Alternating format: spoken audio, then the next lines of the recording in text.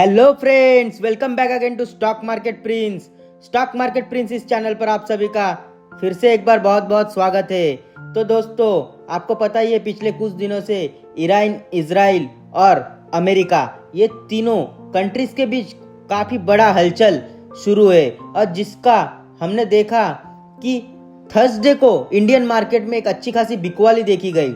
लेकिन उसके खिलाफ अगर हम फ्राइडे मार्केट की बात करें तो फ्राइडे मार्केट को आपने देखा होगा, ब्रॉडर मार्केट यानी कि स्मॉल कैप और मिड कैप दोनों ही इंडाइसेस में अच्छी खासी तेजी देखी गई और निफ्टी 50 में भी अच्छी खासी तेजी देखी गई।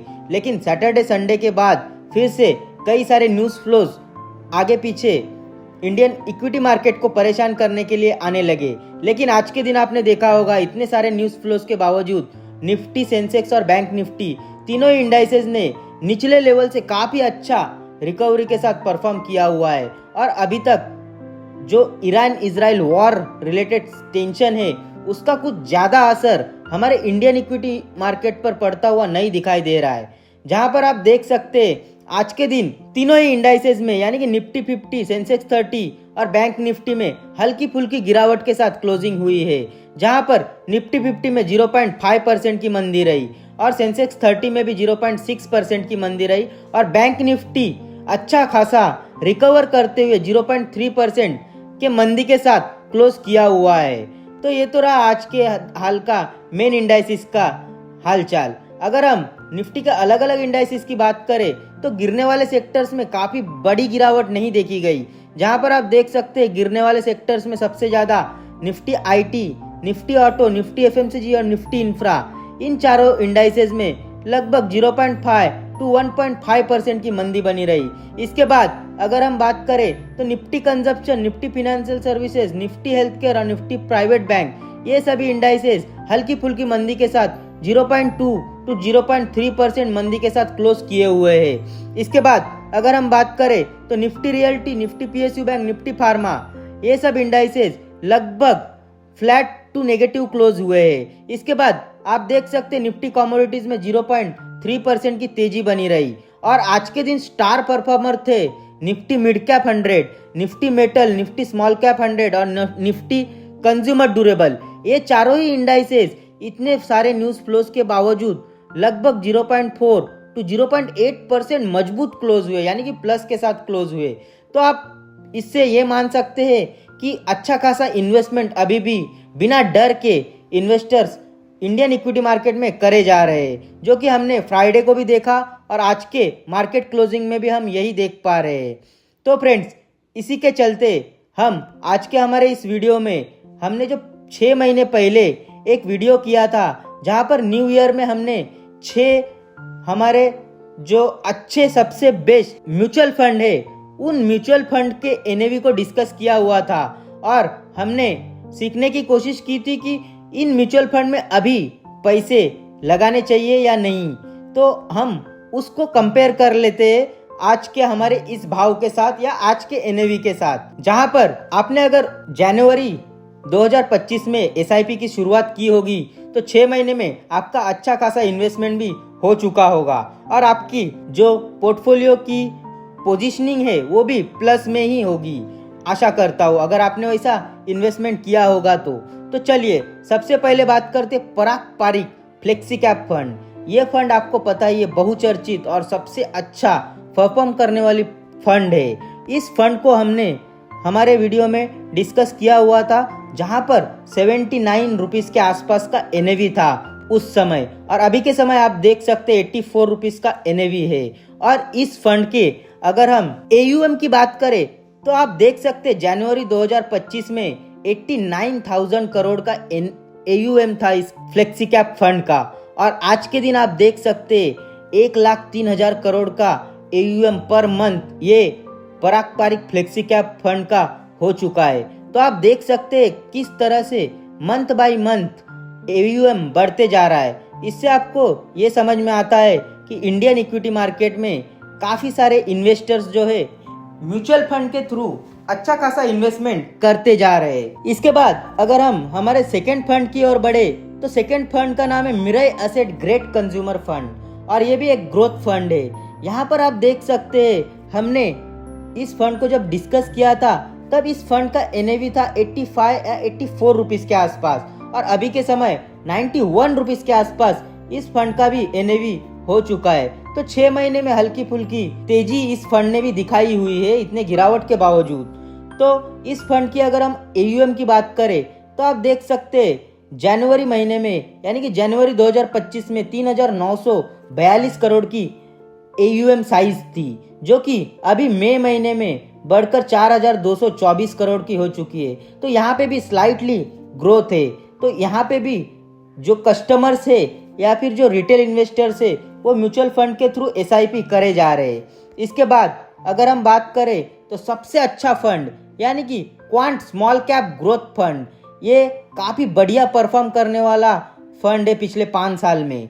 तो यहाँ पे भी आप देख सकते हैं हमने 240 रुपीस के आसपास इस फंड को भी डिस्कस किया हुआ था जनवरी 2025 में, और आज के दिन आप देख सकते हैं इस फंड का भी 250 रुपीस के आसपास ट्रेड कर रहा है एनएवी।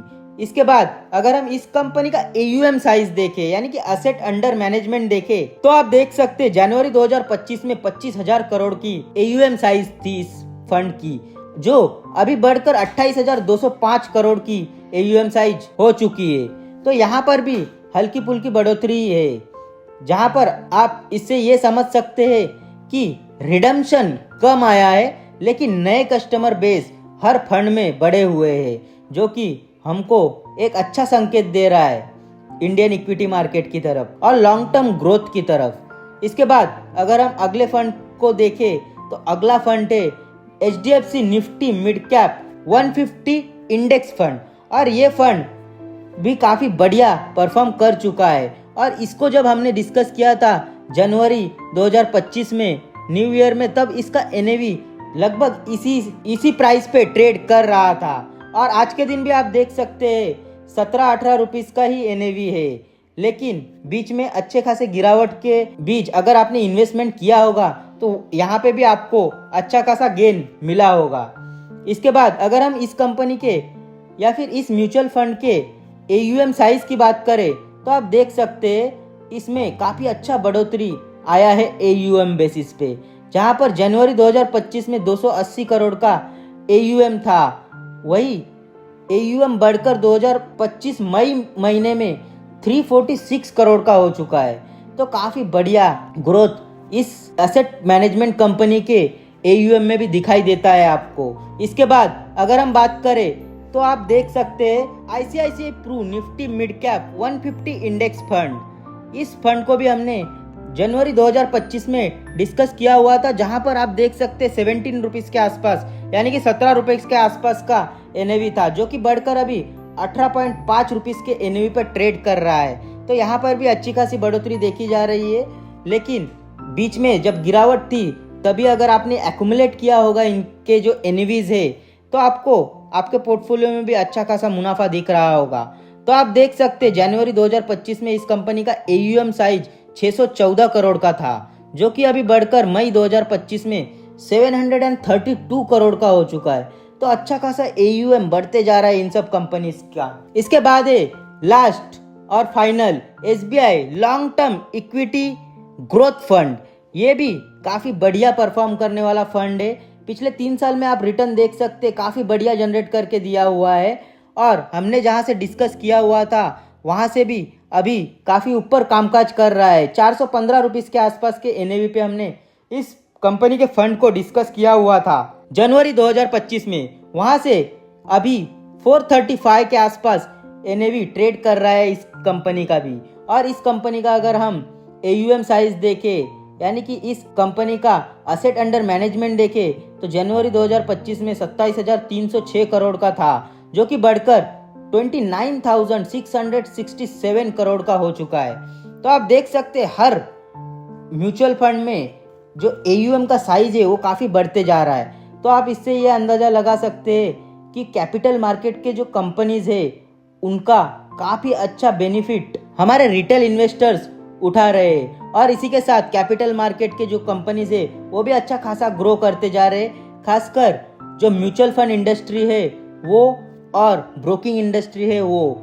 तो आप देख सकते हैं किस तरह से अगर आपने 6 मंथ्स पहले SIP स्टार्ट की होती तो अब तक आपके अच्छे खासे रिटर्न्स बन चुके होते और आपके एसआईपी अमाउंट भी डिप्लॉय हो चुके होते। तो आपको इसी तरह से देखना है और AUM साइज कौन से कंपनीज की अच्छी खासी ग्रो कर रही है, वहाँ पे अच्छे खासे पैसे और NAV डिस्काउंट पे मिलने पे अच्छे खासे NAVs को एक्यूमुलेट करना चाहिए, तभी आप लॉन्ग टर्म में अच्छे खासा वेल्थ बना सकते हैं। तो फ्रेंड्स, हमारे आज के इस वीडियो में इतना ही। तो मिलते हैं नेक्स्ट वीडियो में किसी न्यू न्यूज़ या न्यू इन्फॉर्मेशन के साथ। तब तक के लिए सी यू, बाय बाय।